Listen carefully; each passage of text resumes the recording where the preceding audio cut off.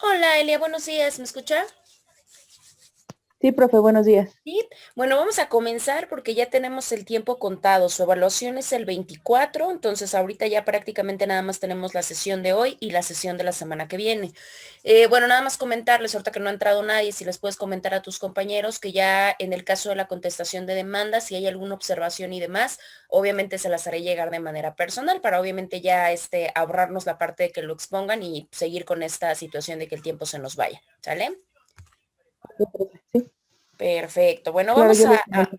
Sí, por favor, porque mira, no se conectan, pero tampoco podemos esperarnos tanto tiempo, ya que solamente tenemos una hora por semana. Vamos, Sí, pues, profe. hasta donde yo me acuerdo, nos quedamos en la parte del desahogo de juicio. Yo les había dicho que el juicio se iniciaba formalmente a partir del auto admisorio y que concluía con la sentencia ejecutoria, si mal no recuerdo, ahí nos quedamos. Lo siguiente que teníamos era la parte de qué pasaba cuando ya se daba la parte del auto admisorio. Decíamos que se daba una citación para una conciliación, sin embargo, esta conciliación, pues es una conciliación más apegada a la conciliación procesal, no tanto al medio alternativo de solución. Decíamos que podía acudir su actor, perdón, el actor o el representante con las facultades para hacerlo. Solamente en el caso que no se podía era en el caso de divorcio. Ahí sí lo tenía que hacer de manera personal. La conciliación nosotros ya la habíamos platicado veces anteriores y decíamos que precisamente es una fase procesal y que lo que pretende es solucionar el conflicto. ¿A través de qué? Pues obviamente a través de la voluntad de las partes. Ya vimos la diferenciación con otros medios alternativos y acá, bueno, única y exclusivamente se utiliza la conciliación. Si las partes llegan a un acuerdo, a un arreglo, en ese momento se tendrá que hacer la redacción de un convenio, ¿sí? Este convenio es muy interesante porque la realidad es que con él se tendría la característica de que se le da fin a la controversia. ¿Sí? Solamente se requeriría que fuera firmada en este caso por los intervinientes, por el juez, y si el juez se da cuenta que verdaderamente es un acuerdo, es un convenio que reúne todos los elementos necesarios para que pueda ser legítimo, que está obviamente apegado a la ley, apegado a la norma, entonces no habrá ningún problema. En ese momento que apruebe el juez el convenio, ya estaríamos hablando de la cosa juzgada, ¿sí? Entonces tendría estas características. Ahora, ¿qué es lo que pasa del material probatorio de la parte? Vamos a pensar que pues no hay acuerdo, no hay convenio. Se tiene que dar vista a la parte actora y la parte actora tendrá 3 días para poder dar las objeciones necesarias. Y claramente recuerden que no solamente es objetar por objetar, sino también se tiene que comprobar las pruebas, ¿no? Se tiene que dar algo que acredite lo que estoy diciendo. Las pruebas claramente son tendientes a justificar las objeciones y se tendrán solamente 3 días para exhibir ese material probatorio. Ahora, ya que se dan estos términos, ya que se cumplen los términos sobre las pruebas que son ofrecidas por las partes, en ese momento ya se tendrá que dar una fecha específica para pasar a la audiencia. La audiencia se va a denominar audiencia de recepción de pruebas, alegatos y citación para sentencia. Esa audiencia, el juez, dependiendo la carga de trabajo y como lo estime necesario, nos tendrá que dar una fecha. Esa fecha, la única característica que tiene es que no puede exceder los 30 días. O sea que me puede dar fechas de aquí a 10 días, 15 días, 20, el máximo son 30 días. No hay un plazo específico, la única condicionante es que no exceda esos 30 días. En este caso, bueno, ¿qué pasa en la parte de la audiencia de recepción de pruebas, alegatos y citación para sentencia? Recordemos que nosotros seguimos una ruta que vimos al principio cuando hablábamos de las etapas procesales del procedimiento ordinario. Hablábamos de una elaboración de demanda, una admisión de demanda, una contestación de demanda, que fue lo que ustedes realizaron, si hay reconvención, reconvención, o en su defecto, si llegamos a la conciliación, conciliación. Si no, ya se pasa, recuerden que el ofrecimiento de pruebas se da en la demanda y se da en la contestación, pero hasta ahí solamente son las que nosotros hemos ofrecido.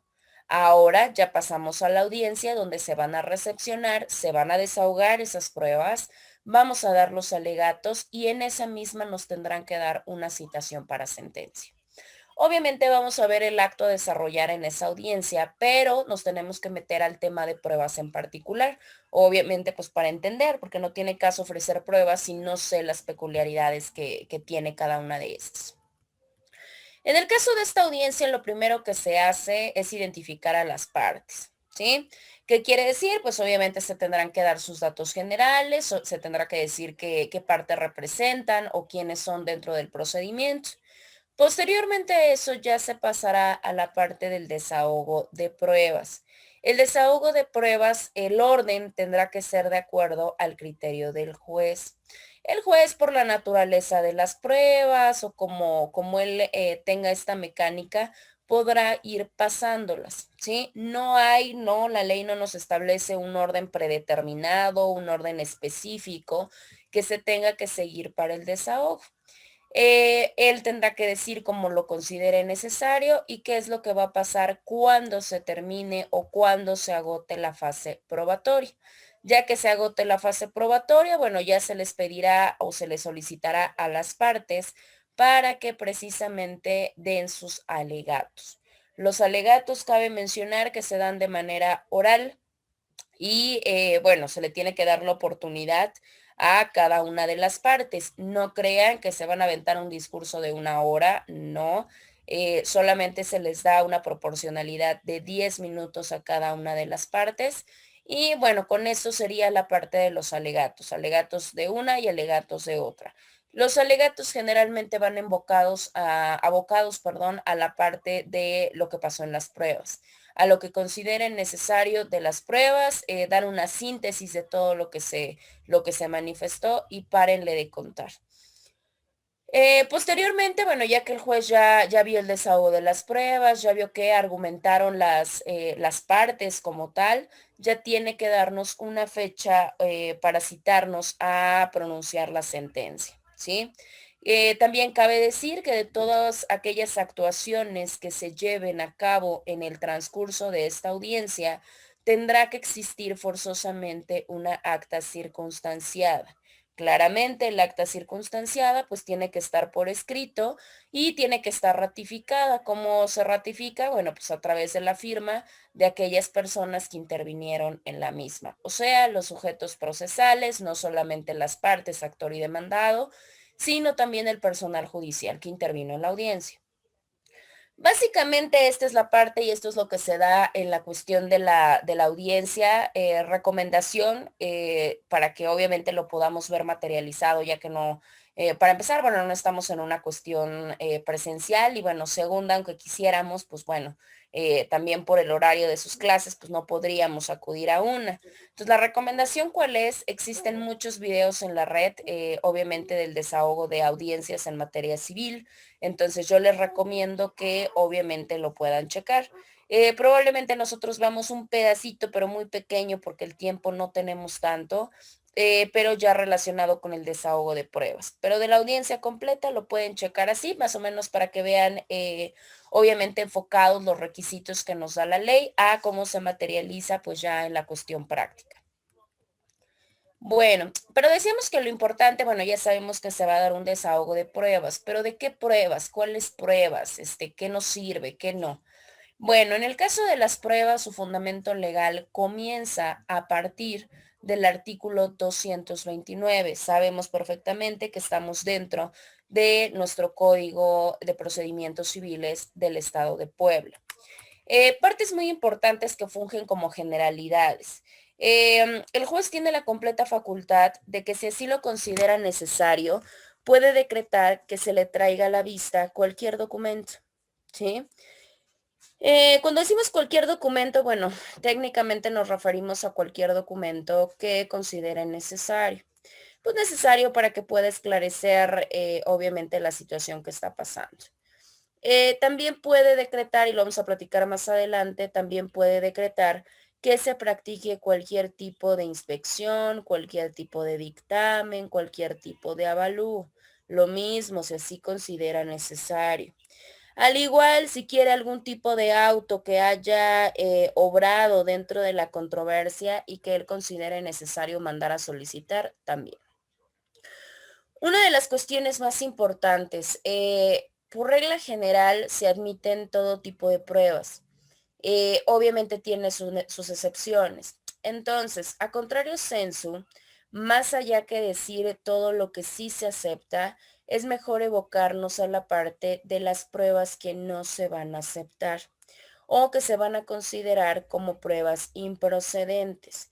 Y si nos enfrentamos a ofrecer una prueba improcedente, ¿qué es lo que va a pasar? El tribunal como tal tendrá que desechar de plano estas pruebas que se están ofreciendo.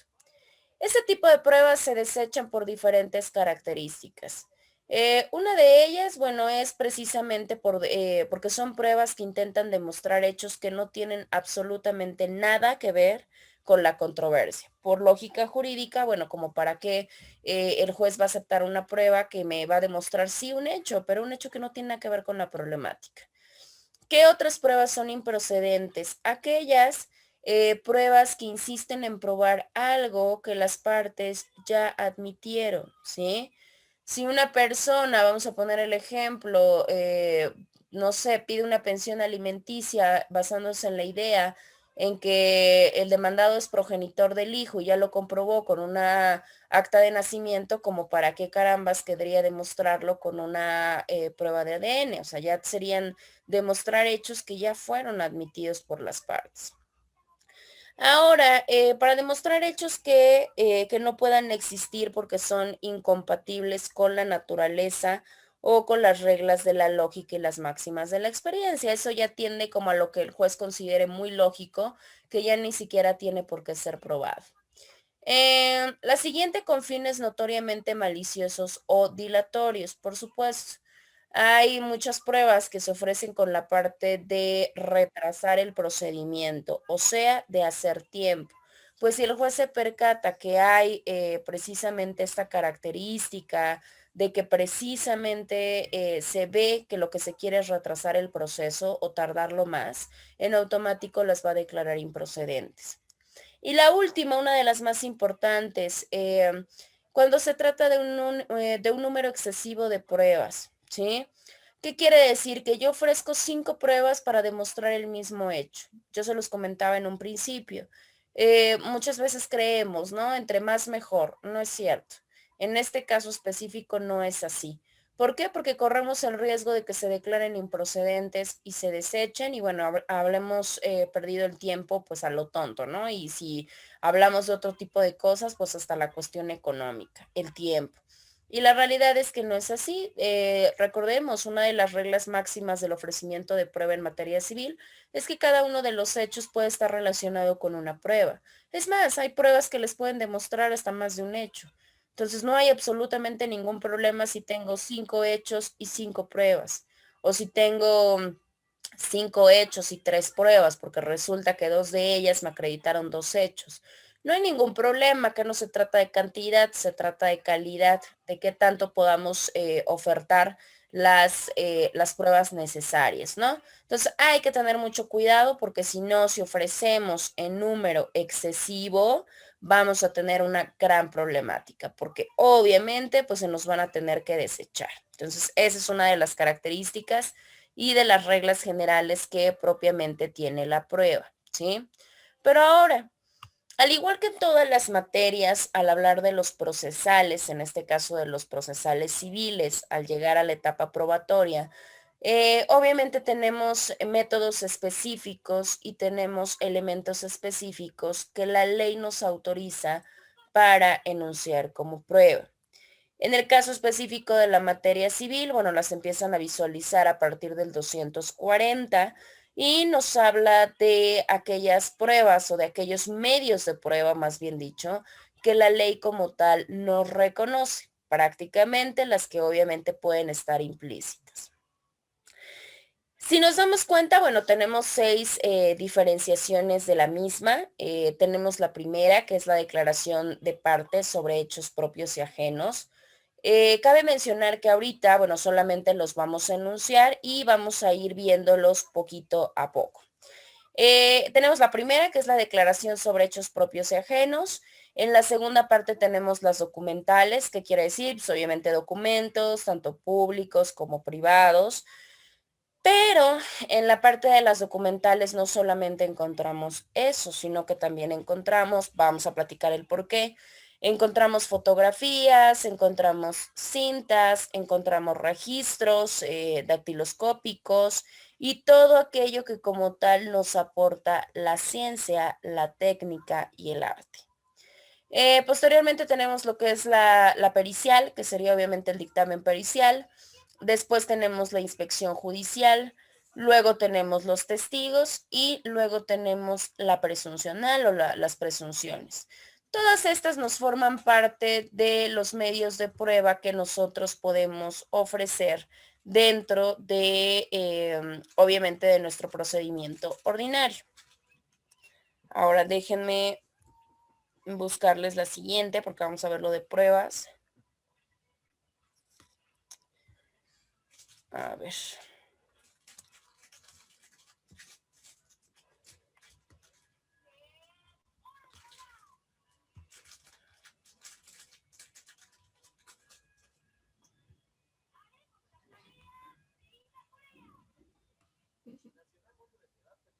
Ahí está. Bueno, ahí tenemos la parte de las pruebas. Con las que nosotros, bueno, con la que nosotros vamos a iniciar va a ser con la prueba documental, ¿sí?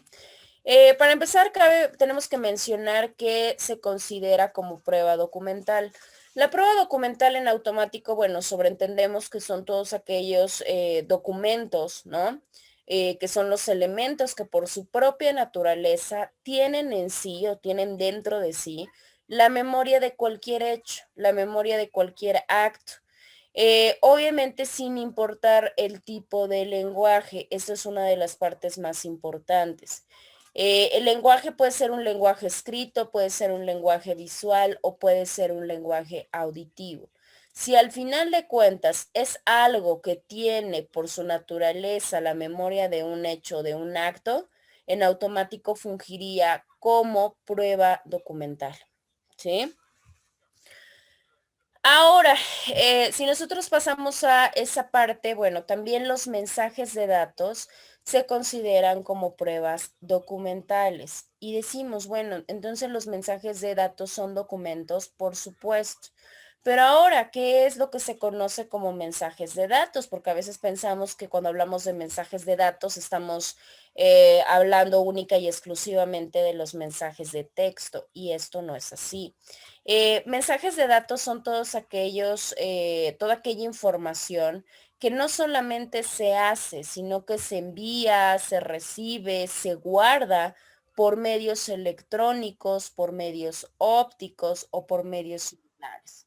Todos estos son considerados con la parte, obviamente, de los mensajes de datos. Entonces, si alguien pregunta, bueno, no sé, más allá de todo, una cinta o una fotografía funciona como prueba documental, por supuesto que sí, porque al final de cuentas es información que se hace, se transmite, se recibe a través de medios ópticos. Bueno, a ver. Ahora, claramente tenemos una clasificación. Bueno, tenemos varias clasificaciones de lo que son los documentos. Obviamente nosotros nos vamos a ir única y exclusivamente a una sola y específica clasificación de los documentos de acuerdo a su origen, ¿sí? En este caso tenemos los documentos públicos y tenemos los documentos privados. Elia, ¿me podría hacer favor de leerme la definición de cada uno? Ok, profe. A ver, documentos públicos. Son documentos privados por sí, bueno, son documentos privados por exclusión los que no están comprendidos en el artículo anterior. Los documentos públicos son aquellos autorizados por los funcionarios o depositarios de la fe pública dentro de los trámites, dentro de los límites de su competencia, con la solemnidad y formalidades escritas por la ley. Artículo 267 del Código Penal de Civil. Documentos privados. Más abajo, profe, por favor. Ok, a ver, en el caso de los documentos públicos es esta, de los documentos privados es esta. En el caso de los Ajá, ok, documentos perfecto. públicos, bueno, básicamente son aquellos que los autorizan los funcionarios. Pueden ser funcionarios o pueden ser aquellos que solamente tienen depositada la fe pública, en este caso los notarios o los corredores públicos. Ellos pueden emitir documentos públicos, ¿sí? Siempre y cuando, bueno, reúnan las solemnidades que la ley nos requiera. Y en automático por descalificación se clasifican a los... ¿Quién está entrando y saliendo? Espérenme tantito. Hasta donde me quedé solamente estaban 3, ¿no? De inicio de clase solamente estaban 3, puesto que ya acabamos casi 2 temas. Nada más me acuerdo de Abraham, de Elia y no sé quién más entró. De ahí en fuera todos los demás entraron tarde. Pero veo que hay alguien que sale y entra, sale y entra. Bueno. En el caso de les decía, de los documentos privados, el código, más allá de que nos dé una definición, nos da una explicación por descalificación, que quiere decir que en automático, si no están emitidos por algún funcionario depositario de la fe pública, en automático estamos sobreentendiendo que hablamos de los documentos de carácter privado. Obviamente en este caso podemos hablar todo aquello que consista en cintas magnetofónicas, en cintas cinematográficas, en discos o en cualquier otro tipo de elemento que nos aporte la ciencia y que guarde algún tipo de hecho, algún tipo de acontecimiento, sin importar el tipo de lenguaje que utilice, puede ser una imagen o puede ser un sonido, obviamente se consideran de esta parte documental. Aquí lo importante es entender si alguna de estas pruebas documentales que yo voy a exhibir consiste en este tipo de cosas a través de las cuales yo voy a necesitar algún elemento, algún aparato especial para poder apreciar lo que tiene dentro, o sea, para reproducir el sonido, para reproducir las imágenes, tenemos ciertas características o ciertos lineamientos que tenemos que seguir. Cuando estemos precisamente en la audiencia de recepción de pruebas, de alegatos y de citación, obviamente la persona que está ofreciendo, tiene que aportar el sistema, ¿sí? El sistema para reproducir o para que se pueda ver la imagen o para lo que ustedes quieran. Obviamente se tiene que dar razón de qué es lo que vamos a ver en ese video, en esa cinta, en esa foto. Ahora, si para esto pues se requieren algún tipo de conocimiento técnico especial, el juez, si así lo desea, puede asesorarse con alguien técnico, ¿sí? O sea, puede ir con un asesor técnico que le pueda auxiliar, explicarle de qué se trata. Ahora, muy importante. ¿Qué pasaría si la persona oferente, o sea, el que está ofreciendo la prueba documental, no cumple con esta parte de poder aportar los medios a través de los cuales se puede reproducir? O vamos a pensar que sí se aportan, pero resulta que los medios no son adecuados o no son necesarios para poder llevar a cabo la función. En ese caso se declara desierta la probanza. O sea que ya no sirve, o sea que ya no funciona. En este caso, digo, es muy importante que lo tengamos en cuenta porque, sobre todo, bueno, con esas generaciones que ya tienen mucho la parte tecnológica. Pues sí, pero sabemos que siempre depender de máquinas es un problema. Y claramente, pues al juez no le podemos decir, ay, es que, ¿qué cree? Me está fallando la computadora. Ay, es que la memoria no lo reproduce. Ay, es que creo que no se ve. Al juez no le va a importar, eso es un hecho. Y tampoco va a dejar que pues estén perdiendo el tiempo, ¿no? O de que, ay, es que, ¿qué cree? Pues es que resulta que mi colega era el que traía, yo traigo la lab y a él le tocó traer la memoria, ¿no? Tampoco se puede. Entonces hay que tener mucho cuidado cuando se ofrezca este tipo de probanzas, porque bueno, pues hay un riesgo de por medio. Y bueno, pues se pueden objetar, o sea, todo lo que pase o lo que se reproduzca o lo que se exhiba, se puede objetar, por supuesto que se pueden objetar este tipo de documentos. Única y exclusivamente, bueno, pues hay que atender, la forma de refutarlos podría ser a través de las pruebas periciales que más adelante vamos a platicar, por ejemplo. En el caso de la prueba pericial empieza a partir del 279 para que empecemos a hablar de esta, porque se les va a quedar un cuestionario. Para que podamos hablar de la prueba pericial, bueno, pues tenemos a partir del artículo 279. Y bueno, tenemos que partir de saber en qué consiste la cuestión pericial.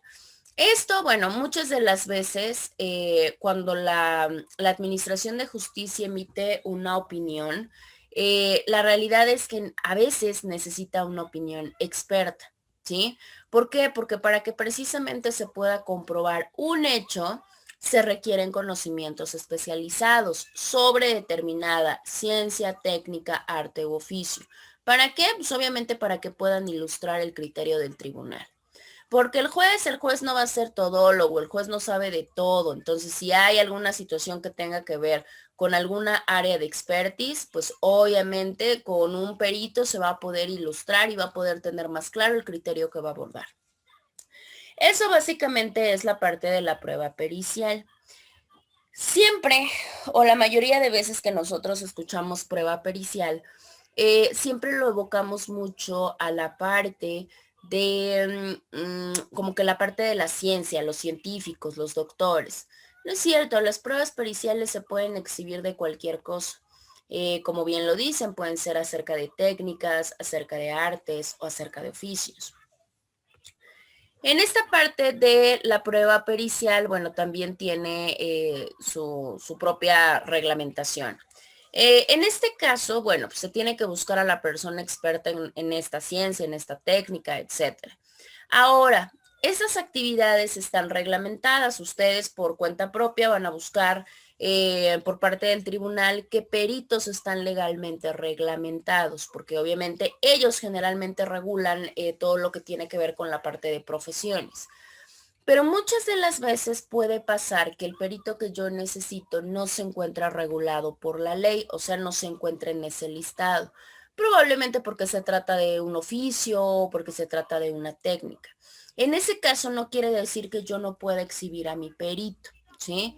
En ese caso, lo que se puede hacer, se manda a criterio del tribunal y si el tribunal así lo considera necesario y correcto, se puede nombrar a cualquiera de esas personas, aun cuando no tengan un título o algún documento para poder acreditar la expertise, ¿sí?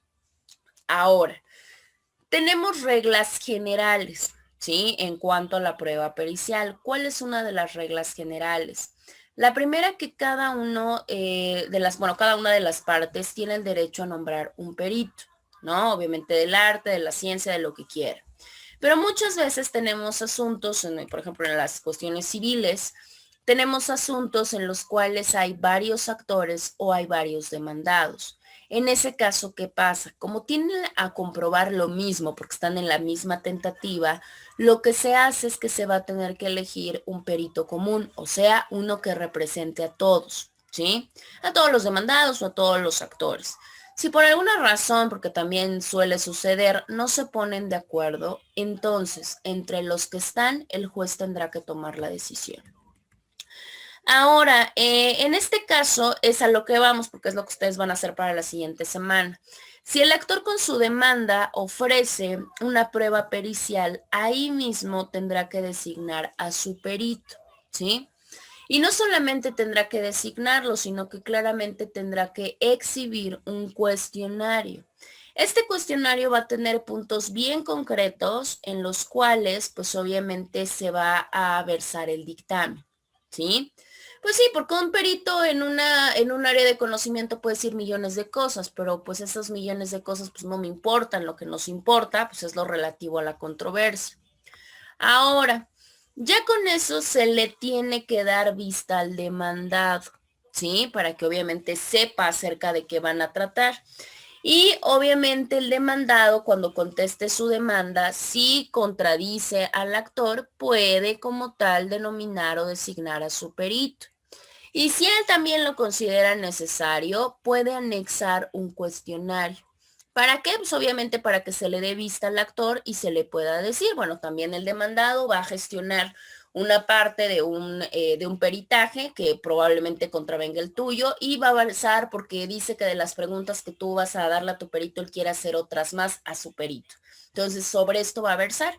Y ya con eso, bueno, pues es una dinámica, digámoslo, de descubrimiento probatorio en la cual pues los dos van a estar completamente enterados y bueno, pues no va a dar cabida a una situación de estado de indefensión. Ahora, les voy a exhibir un ejemplo. Espérenme tantito.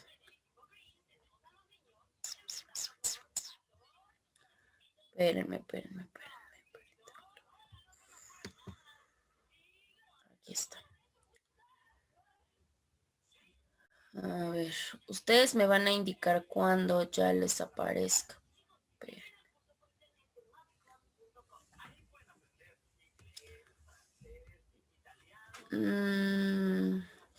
Ahí está. Creo que ya. Bueno, acá tenemos un ejemplo de un cuestionario, de cómo se exhibe la parte de un cuestionario. En el caso del ejemplo es un cuestionario de una prueba pericial en grafoscopía. Ustedes, de acuerdo a los asuntos que tienen, se van a basar en sus demandas, ¿sí? En sus demandas, muchos de ustedes incluyeron, yo ya les había comentado anteriormente que incluyeran una pericial, si no, bueno, más adelante la buscaran. Si tienen ahí una pericial, la pueden hacer en lo que ustedes decidan, la dinámica es la misma. O en su defecto, si no tienen prueba pericial, bueno, buscan una que se acomode de acuerdo a su asunto para poder realizar su cuestionario. Puede ser en lo que quieran, dependiendo obviamente el área o la situación. A lo que elijan, bueno, pues obviamente pueden ir buscando una guía en alguna cuestión de internet, porque bueno, no todas van a ser sobre grafo, ¿no? Igual si tienen un asunto familiar, quieren alguno en servicio social, alguno en psicología o cualquier otra cosa. Acá tenemos el cuestionario. Una de las primeras partes es acerca de la determinación. Bueno, les explico rapidísimo. En este caso o en este asunto lo que se busca es saber cuál es la firma falsa o si las firmas son iguales. Entonces, ¿qué es lo que me va a importar a mí cuando yo interrogue a mi perito? Pues yo le voy a decir primero que me diga cuáles son las características, obviamente como tal, de la firma que está dubitada, ¿sí? Por quien dice ser Pedro Pérez en el documento, no sé, un cheque, por ejemplo. Aquí, bueno, nos habla de la parte de la suscripción. ¿Cuál es la firma dubitada? La firma dubitada es la que tenemos dudas, la que no sabemos si sí pertenece, la que decimos que es falsa, ¿no? Y en el segundo que nos dé las características de la firma indubitada, o sea, de la firma que sí es verídica, esta que aparece generalmente en nuestras credenciales de lector, con tal número de folio y que es expedida, pues obviamente por el Instituto Nacional Electoral. ¿Qué otra cosa me importa aparte de que el perito me diga las características de una y las características de otra? Que claramente me pueda decir, porque acá hablamos de dos cosas, hablamos de una escritura y de una firma. Entonces acá lo que me importa es que me diga qué características tiene la escritura, la que es indubitada, ¿sí? Digo, esto es parte de la cuestión pericial y es parte de la cuestión forense, ¿no? A veces es bueno tener el conocimiento de otras áreas porque pues ya tenemos una idea de cómo se trabaja esto. Pero si no, pues para eso van a llamar a sus peritos y sus peritos pues les van a explicar en qué consiste toda esta parte. Resulta que una de las pruebas en grafo que funcionan muy bien y que son una de las técnicas utilizadas es que ponen a la persona a realizar diferentes textos, o sea, diferentes líneas, diferentes cosas. Y técnicamente cuando digamos que yo puedo fingir hacer otro tipo de letra que no es la mía, pero resulta que de tanta repetición el cerebro se cansa y en automático avienta la manera de cómo yo escribo regularmente. Y esa es una de las pruebas que se hacen.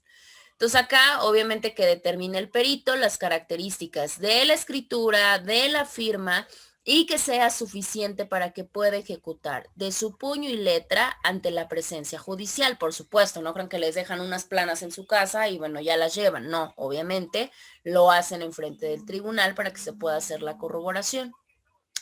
Y bueno, pues con la relación de estos numerales se hace un cuestionario específico. Yo se los voy explicando, ustedes yo creo que le van dando lectura, porque si le damos lectura no acabamos nunca. Y aquí tenemos esta parte, ¿no? Que nos pueda decir si existe alguna similitud entre la letra y entre la firma. Y bueno, pues acá tenemos, es muy importante que el perito nos pueda decir qué tipo de tecnología, si utilizó algún tipo de instrumento tecnológico para que pueda emitir su dictamen. Ahí va toda la parte de los métodos y las técnicas. Que diga el perito, bueno, cuál fue el marco obtenido, ¿qué quiere decir? Pues obviamente va a enunciar bibliografía de acuerdo a los métodos y técnicas que utilizó. Y pues, lo más importante, ¿no? Que diga el perito sus conclusiones. acá ya tenemos un cuestionario, ¿no? Con 7 preguntas muy importantes en las cuales básicamente me está diciendo características de una, características de otra, nos está diciendo los métodos, las técnicas, la bibliografía y sus conclusiones. Es lo más importante que podríamos recalcar de un dictamen, pero no son las únicas. Obviamente con el paso de la experiencia y con el paso de las situaciones, ustedes pueden agregar 50 millones de preguntas más. Esto dependerá mucho de ustedes y dependerá mucho, pues obviamente, del perito. Parte importante, ponerse en el lugar de la contraparte. Obviamente, ¿no? Si yo estoy en la situación de representar al actor, bueno, tengo que ponerme en la postura del abogado del demandado, porque ¿qué es lo que le va a preguntar a mi perito? ¿Qué es lo que le va a importar saber? ¿Cuáles son los puntos débiles de mi dictamen, ¿no? Entonces, todo eso, pues, es parte de una estrategia de litigación, ¿no? Bueno, les decía que hay muchas preguntas, ustedes van a decidir las que quieran hacer. Yo, así para la actividad que les voy a solicitar, nada más realicen 7 preguntas. Si ustedes quieren poner 10, quieren poner 20, bueno, no hay ningún problema, ¿no? Miren, acá se repiten, ¿no? Que determine el perito las características generales del guarismo X. Obviamente no lo vamos a entender porque eso tiene ya que ver directamente con la parte de grafo. Que determine el perito las características de las grafías. Las grafías también son vamos a decir que es una característica que presenta la escritura de todos y cada uno de nosotros, ¿no? Las grafías son estos huecos o estos espacios. Si hemos podido observar, bueno, pues hay muchos que tenemos la escritura muy junta, muchos tenemos la escritura separada y bueno, todo eso forma parte de los elementos que se examinan en grafo. Igual si tuviéramos la oportunidad de vernos presencialmente, pues haríamos la prueba de la firma, porque todas nuestras firmas tienen diferentes puntos y diferentes características. Hay firmas que son bien lógicas, o sea, hay firmas que luego se ven y se pueden dar cuenta que pues vaya, son falsas, ¿no? Pero hay firmas que la verdad es que a simple vista cuesta muchísimo trabajo poder determinar que son falsas, por eso pues necesitamos a los peritos. Y esto cuando la persona nos jura y nos perjura que no es la suya, también hay que tener mucho cuidado. Porque luego hay personas que son así y a la mera hora termina dándonos el dictamen en la cara, diciéndonos que pues sí coinciden, ¿no? Entonces hay que tener también mucho cuidado con la parte de la persona a la que estemos representando. Que determine el perito, más bien que explique el perito si el documento base de acción, ya ven cómo están hablando de un pagaré, presenta indicios de alteración. Claro, si hubo algún borrón, si hubo algún tachón, si hubo alguna modificación de letra o cualquier cosa. Eso también lo puede explicar el perito. Que diga el perito si en la toma de muestra de firmas y escrituras la persona la ejecutó en forma de disimulo. ¿Qué quiere decir? Ellos también se van dando cuenta cuando nosotros forzamos nuestra escritura. Entonces, él también nos puede decir sí o nos puede decir no. Y bueno, pues eso es una de las características más importantes. Otra de las partes importantes que ya no forma parte del cuestionario, pero que sí es muy interesante que lo sepamos, no todos los profesionales, no todos los licenciados, no todos los ingenieros, no todos los arquitectos pueden ser peritos. Hay un registro específico en cuanto a cuáles son los peritos legítimos, ¿sale? Aquí, bueno, pues obviamente podemos corroborar, también podemos corroborar, pues obviamente al profesional que tenemos adelante, ¿no?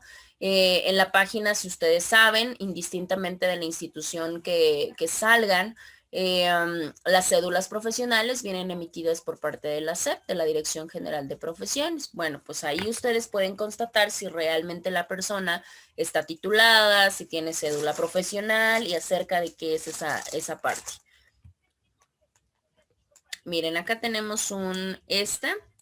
Es una hojita o es un oficio que se entrega por parte de la Secretaría de Educación Pública, a través de la cual, pues obviamente no se explica que verdaderamente se reconoce a la persona con la especialidad o con la situación de grado académico que tiene. En este caso, este señor, bueno, es licenciado en Derecho, pero tiene especialidad en grafo, en docu, en dacti y tiene maestría en criminalística, ¿no? Y bueno, acá nos está corroborando, verdaderamente aquí están los números de las cédulas y ya nos dice que es obviamente lo que puede ejercer. Ya en automático pues nos está aseverando que la persona está legalmente reconocida y eso es muy importante. Cuando se quiera hacer se puede solicitar. Y bueno, miren, acá tenemos un escrito de la designación. Ese es un escrito de designación de perito. Miren, acá tenemos el nombre de la persona, que es lo más importante. Se designa como perito para desahogo de prueba pericial. ¿En qué materia? Bueno, sería en la materia de grafo y se está identificando con este número de cédula, como lo vimos arriba, ¿no? La cual, bueno, pues ya sabemos que está emitida y que está de acuerdo al quinto constitucional. Con eso, pues obviamente ya estamos haciendo una cuestión formalista, o sea, ya estamos ofreciendo de manera legal a nuestro perito.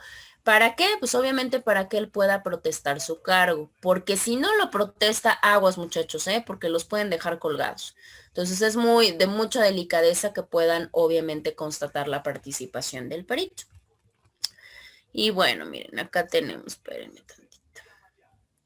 Bueno, acá ya tenemos toda la parte de la cuestión de jurisprudencias que obviamente nos auxilian y nos apoyan para la cuestión de qué es lo que yo debo de tomar en cuenta para la parte de la designación del perito. Esto, bueno, pues ya obviamente dependerá mucho de ustedes. Recomendación. Además de que el perito tenga una gran expertise, una de las cuestiones más importantes es que también tenga la parte de dominación oral.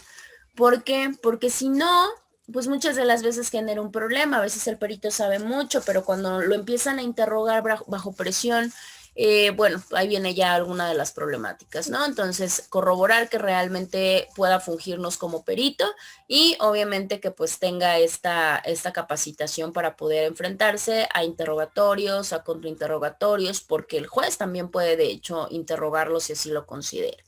Ya no solamente está una parte de un peritaje escrito, o sea, no solamente es un dictamen, sino que ese dictamen, bueno, se tiene que presentar de manera verbal y por supuesto que nos sometemos a la parte de las refutaciones de que, bueno, de que si no lo hacemos de una manera correcta, ¿no? Bueno. Eso es lo que van a hacer, esa va a ser su actividad de esta semana para que la puedan presentar la siguiente. Vemos si vamos midiendo nuestros tiempos, si nos da tiempo. Bueno, lo decimos, si no les hago las anotaciones igual, de igual manera, pues obviamente de manera presencial, porque les digo que solamente nos quedan 2 semanas. A ver, déjenme ver.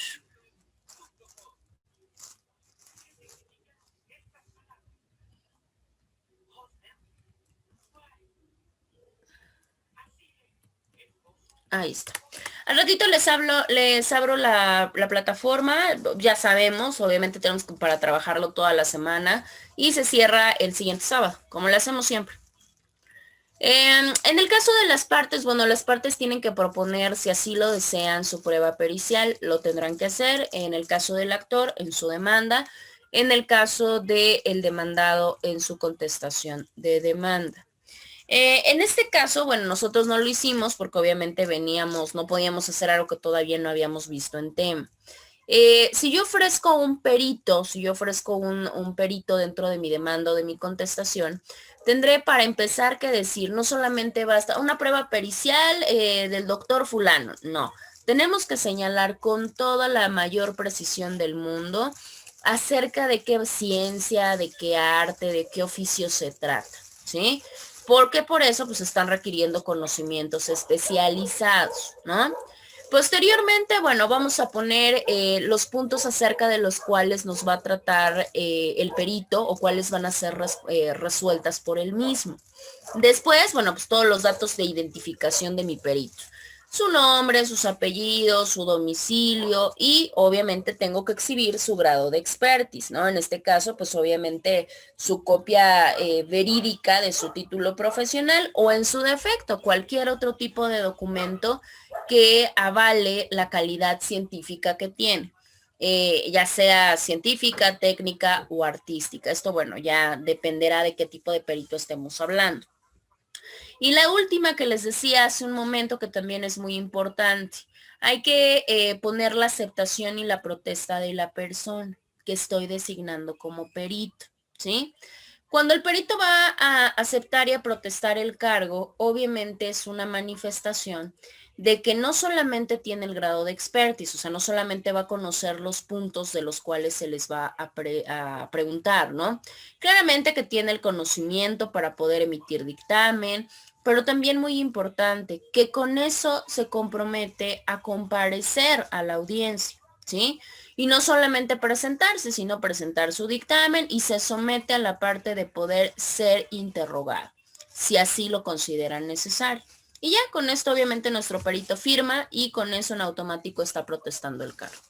Y es muy importante porque al rato si llega a fallar o si no llega a ir, bueno, pues esto ya sería una parte de responsabilidad profesional. Entonces hay que apalabrarlos de una manera más profesional.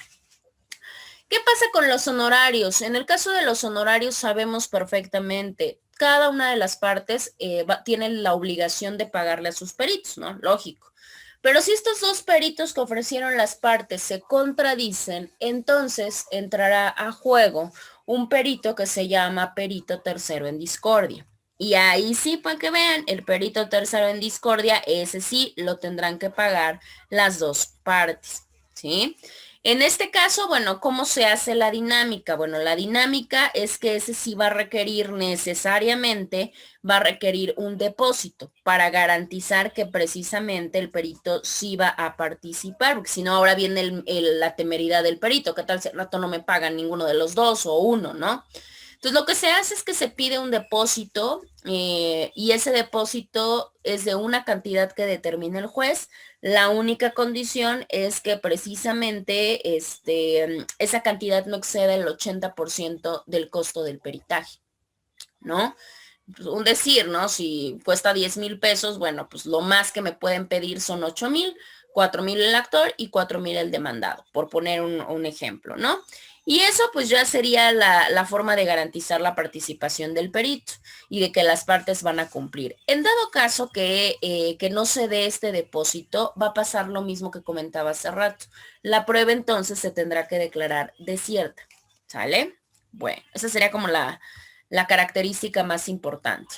Ahora, ¿cómo se da el desahogo de la prueba pericial? En el caso del desahogo de la prueba pericial, si estamos hablando de pruebas periciales que necesiten la parte de alguna situación bioquímica o que tenga que ser una prueba psicológica, vaya, lo que tenga que ver con cualquier situación de función orgánica o de toma de muestras, se tienen que realizar previo o se tienen que realizar antes de que llegue a la audiencia, por supuesto. Ni modo que ahí en pleno tribunal estén sacándole sangre al demandado, ¿no? O le estén haciendo su test psicológico. No se puede, esto se tiene que hacer previo para ya nada más llegar a presentar resultados. En el caso obvio también no lo decido yo, no es que yo como actor necesite una prueba del demandado y cuando yo quiera y yo diga y yo pueda, no. El tribunal será el encargado de señalarme el día, la hora, el lugar para que puedan acudir las partes y sus respectivos peritos a practicar pues obviamente ya sea un reconocimiento o ya sea la toma de muestras. En algún momento comentamos cuando hablábamos de la prueba de adopción de qué pasaba si la persona se negaba a hacerse la prueba. Lo mismo pasa en este caso de las pruebas periciales. Si la parte de la que se necesita su colaboración decide no cooperar, en ese caso lo que se sobreentenderá es que se tienen por cierto los hechos que se pretendían acreditar con cierta probancia. Por eso les digo que funciona igual que en la prueba de ADN, de reconocimiento de paternidad. Bueno, si yo no soy el padre y me dicen que yo soy el padre, bueno, pues santo remedio, me hago la prueba y listo. Pero si yo me niego a hacerme la prueba, pues eso es por algo, ¿no? Entonces, como el juez no puede estar bajo esa situación, dice, bueno, no quieres hacerte la prueba, entonces voy a decir que lo que está manifestando la parte es cierto. Entonces digo, lo más conveniente pues es hacerse la prueba de la mejor manera. Bueno, la siguiente semana les decía ya nada más se queda su parte de el cuestionario de la prueba pericial y ahorita vamos a hablar de una prueba, bueno, hasta donde nos dé tiempo. Es muy chiquita la prueba, la realidad no hay, creo que son 4 artículos nada más los que nos hablan de esta prueba. Y si no, bueno, la retomamos la siguiente clase. La prueba se denomina reconocimiento o inspección judicial. El fundamento acá lo tienen, esos 94. Recuerden que siempre les doy los fundamentos para que obviamente puedan profundizar más y sepan dónde localizar su marco normativo. En el caso del artículo 294, esta prueba consiste en un acto que va a realizar, no las partes, que va a realizar el juez. El juez va a realizar este acto a través de sus sentidos. ¿Para qué lo va a realizar? Lo va a realizar para darle fe a aspectos que son reales o a cuestiones materiales para que pueda generar convicción. Se los he comentado creo que anteriormente y si no, bueno, se los comento. Al final de cuentas, el juez no es que decida quién gana o quién pierde. No es que le dé la razón a uno o que le dé la razón a otro. Al final de cuentas, lo que tiene que buscar el juez o lo que se debe de buscar es la cuestión de la verdad, ¿no? Y por eso allegarse de todos estos mecanismos probatorios. Entonces, si el juez quiere constatar por sus propios sentidos la parte de algún hecho, para saber si es real, para saber si no lo es, lo puede hacer sin mayor problema. ¿Mediante qué? Pues mediante una prueba de reconocimiento o inspección judicial, ¿sí? Esta se puede realizar de dos maneras. Se puede realizar a través de la petición de parte, porque así lo consideren necesario los sujetos, o en su defecto lo puede realizar por oficio si así lo considera él. Solamente pues sí se tienen que señalar en el caso de las partes, pues los puntos acerca del para qué la prueba, ¿no? El objeto. Si no señalamos porque cuál es el objeto de realizar esta prueba, bueno, pues prácticamente no va a ser admitida. Si necesitamos que vayan peritos, porque también necesitamos algún conocimiento experto, pueden ir las partes, pueden ir los peritos a este tipo de diligencias, no hay problema. Es más, si ellos deciden intervenir porque tienen alguna observación o cualquier cosa, se puede hacer. Y si al juez también se le viene alguna situación o alguna pregunta a la cabeza, puede interrogar de cierta manera a las partes y a los peritos. ¿Para qué? No para una cuestión de verdad o mentira, solamente para que le puedan dar las aclaraciones que son convenientes. Si lo consideran, tanto las partes como el juez, que se tenga que tener algún tipo de respaldo, dígase croquis, díganse fotografías, dígase cualquier otro tipo de registro documental, se puede realizar, se solicita y se puede realizar, ¿no? Se realiza cerca del lugar, se realiza cerca de los objetos que se están inspeccionando, ¿para qué o a favor de qué? Pues precisamente porque muchas de las cosas a simple vista se nos pasan, ¿no? No vemos ciertos detalles, cosas que sí podemos apreciar más tarde en un documento o en una fotografía. Son más como bases de registro. Y bueno, al finalizar toda esta diligencia de inspección y reconocimiento, también se tendrá que levantar un acta circunstancial, la cual pues obviamente va a estar firmada por todos los intervinientes. ¿Para qué? Para darle seguridad jurídica, de que lo que se encuentra en ese documento verdaderamente pasó y verdaderamente así fue. Bueno, acá lo vamos a dejar, les voy a pasar lista rápidamente. Bueno, Fuentes Carla Regina. Cárdenas Lima Presente. Abraham. Aquí estoy, profa. Sí, Cárdenas Lima Abraham. Presente. González López Maleni. Presente. Juárez Flores Presente. Víctor Mauricio. Presente. Toxcoyoa Coat Victoria. Presente, profa. Perfecto. Y Velázquez Hernández Celia. Presente, profe. Ok, no tuvimos problema de inasistencia, asistieron todos. Bueno, ya nada más les encargo entonces la cuestión de de la parte de gestionar sus preguntas para perito, el perito que ustedes deseen, les aperturo el espacio y bueno, cualquier cosa pues ya saben que estamos en contacto. Cuídense mucho y que tengan bonito fin de semana. Gracias, profe. Igualmente, profe, hasta luego. Gracias a ustedes. Gracias, cuídense. Miss. Igual- Gracias, profa. Igualmente. Gracias, adiós.